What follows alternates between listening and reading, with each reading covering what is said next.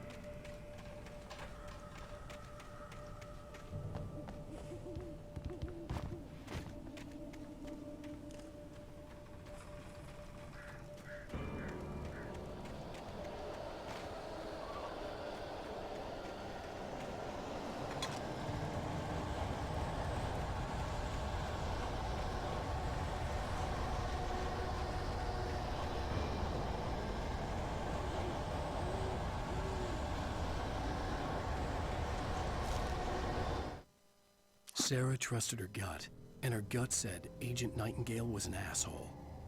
He felt wrong, and it wasn't just the smell of stale booze.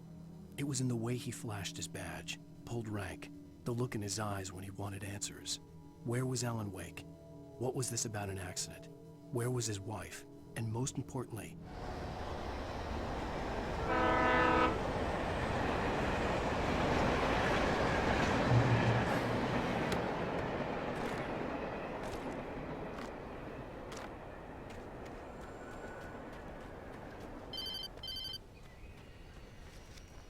Hello?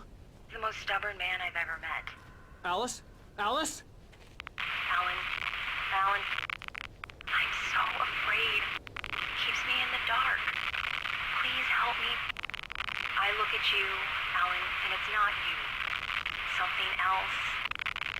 Looking out from behind your eyes. Alice, I'm here. I'm so alone here. It's all gonna go to hell. You need to be careful. Cooperate.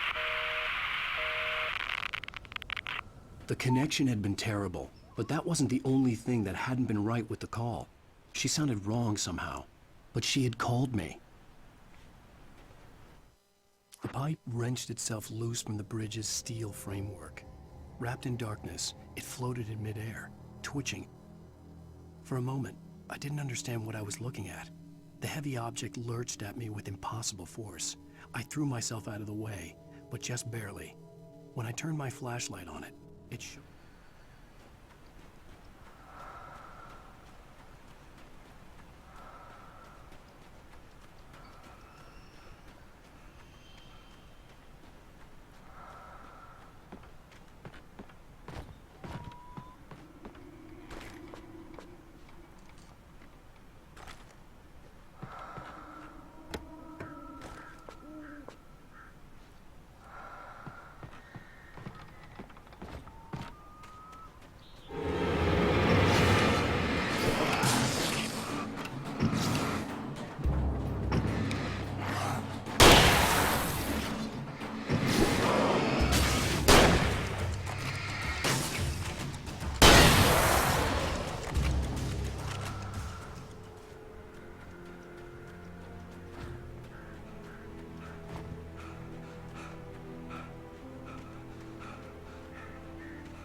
I could see a railway bridge up ahead, and a warehouse of some sort on the opposite shore. I hoped I could find a car from there.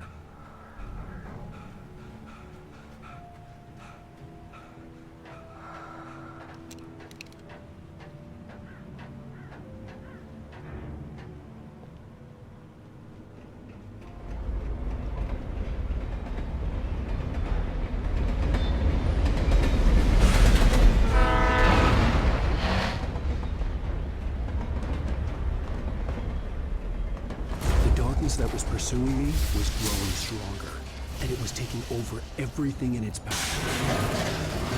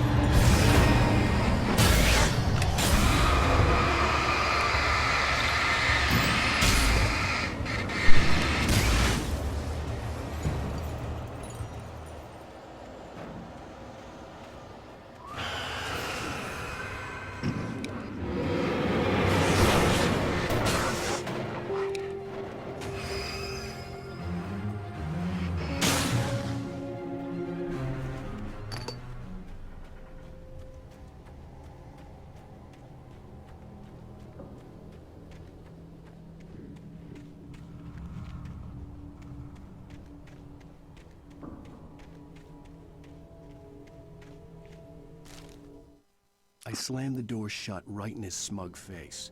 He pleaded for me to open the door. True to form, the asshole actually thought I would obey. I had no sympathy left, no guilt either, not for him. I took a moment to savor the scream. I bet I had a smile on my face. It was all that I had time for, the dark presence. As a teenager, just starting to get interested in writing, Stephen King had been a source of inspiration to me. I thought about all the inanimate objects that had come to life in his books. No one is safe in a good horror story. Certainly not the protagonist. That's what makes them fun. This was anything but. The darkness could possess anything, and it was getting closer.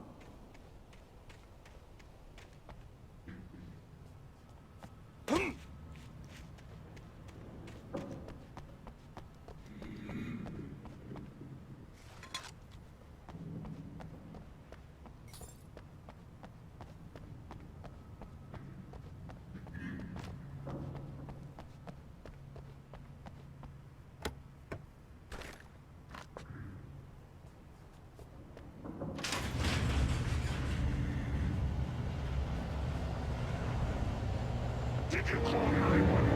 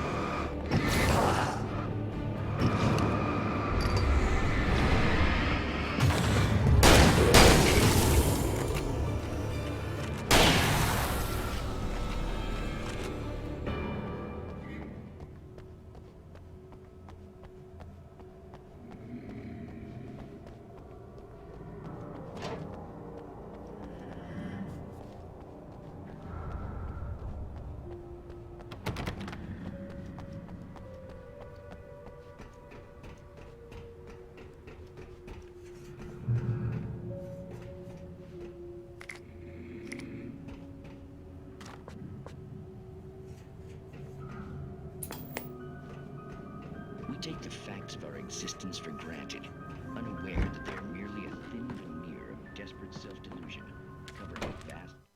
The darkness surged towards me, sucking everything loose from the ground into its depths, tugging at my clothes. I saw the flare the kidnapper had dropped and threw myself towards it just as I felt my feet leave the ground. The darkness embraced me with the force of a tornado. Somehow I managed to light the flare. The darkness... of madness and horror. All too often the stars are right.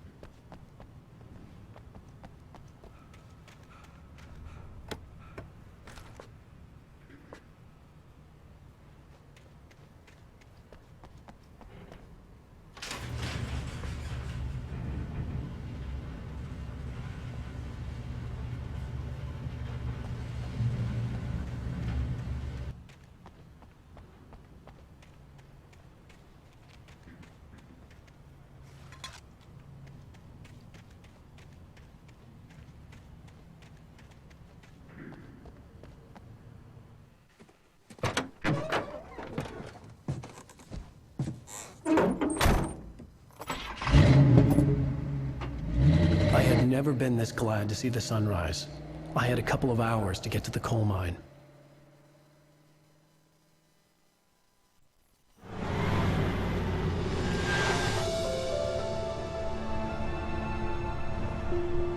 The coal mine wasn't far now.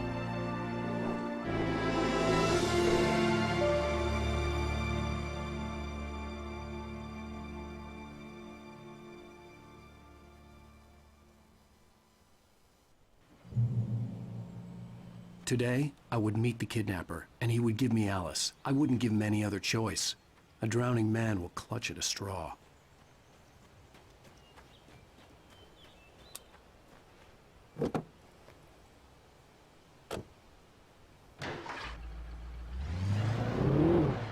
Little by little, without realizing it, I'd come to believe that the story in the manuscript was coming true. The current of its narrative had taken me deeper and deeper into dark waters. Alice had been taken from me. Barry was probably in jail. I was a fugitive from the FBI. The whole world taken over by the dark presence was trying to destroy me. It all felt real, but it matched a textbook case of insanity.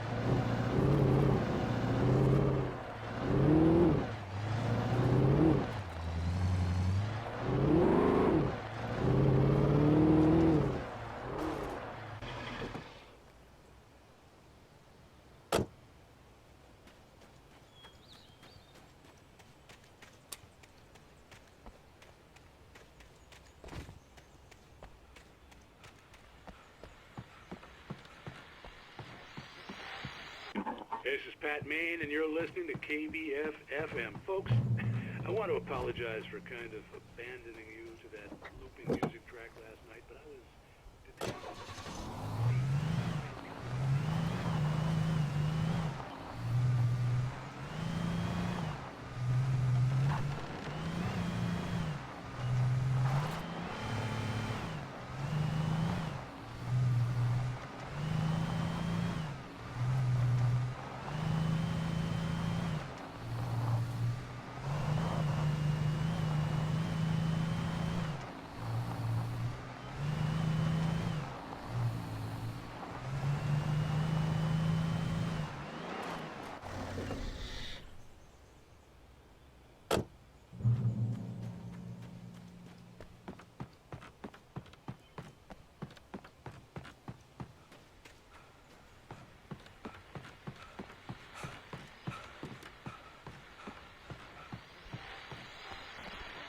Welcome back to KBF FM. Hope you enjoyed that tune. Now, Doc, you were talking about life and finding that special someone, that soulmate. Well, you were talking about that. I was saying I don't buy it. Well, see, to me, that's strange.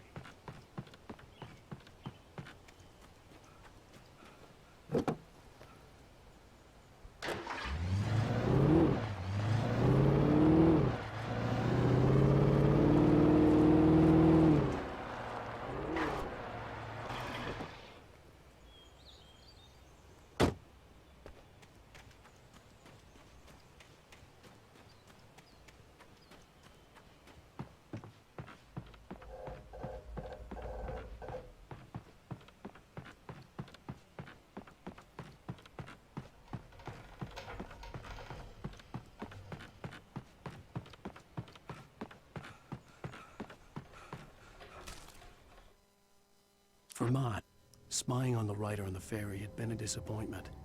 His boss had made Wake out to be something special, but Mott hadn't been impressed. He'd gotten a good long look at the wife, though, and he liked what he saw. Mott had fantasized about goading Wake into a...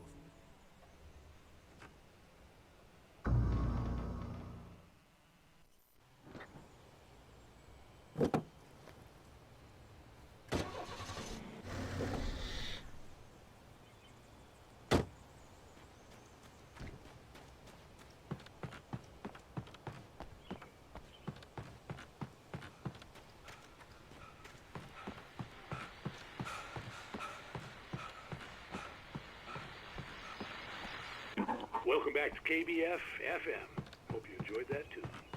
Now, Doc, you were talking about life and finding that special someone, that soul.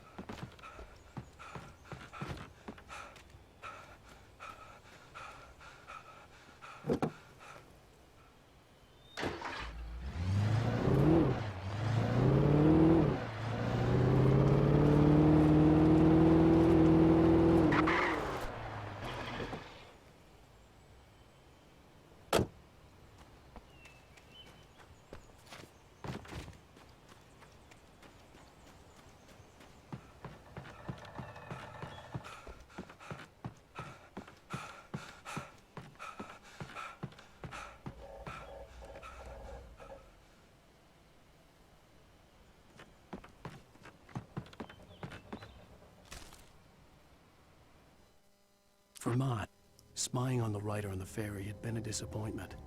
His boss had made Wake out to be something special, but Mott hadn't been impressed. He'd gotten a good...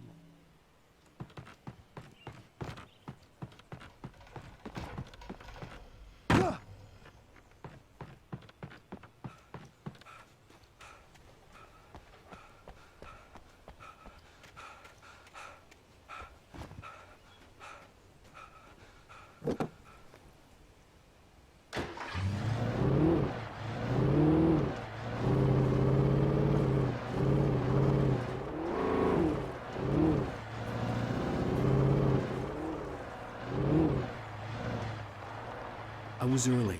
I was supposed to meet the kidnapper at noon in the main building. The coal mine was quiet. It was a museum now.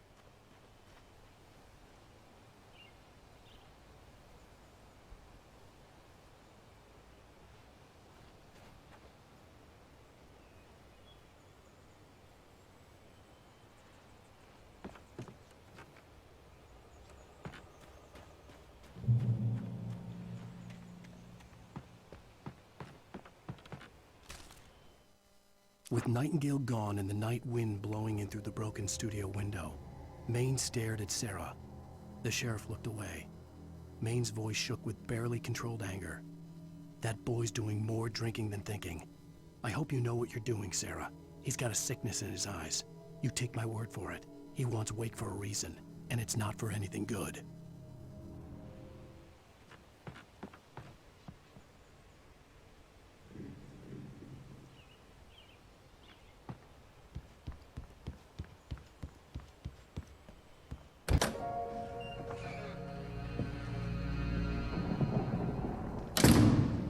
I didn't want to go outside. Cops had to be looking for me. The noon sun turned the place into a sauna. The day dragged on. Different scenarios ran through my mind. Ways of how I'd torture the kidnapper to get Alice back. Or the different horrible things he could have done to her. I imagined her dead. I had no way of knowing she was still alive. It was killing me. I was running on blind hope. It was all a waste of time. The bastard never showed up.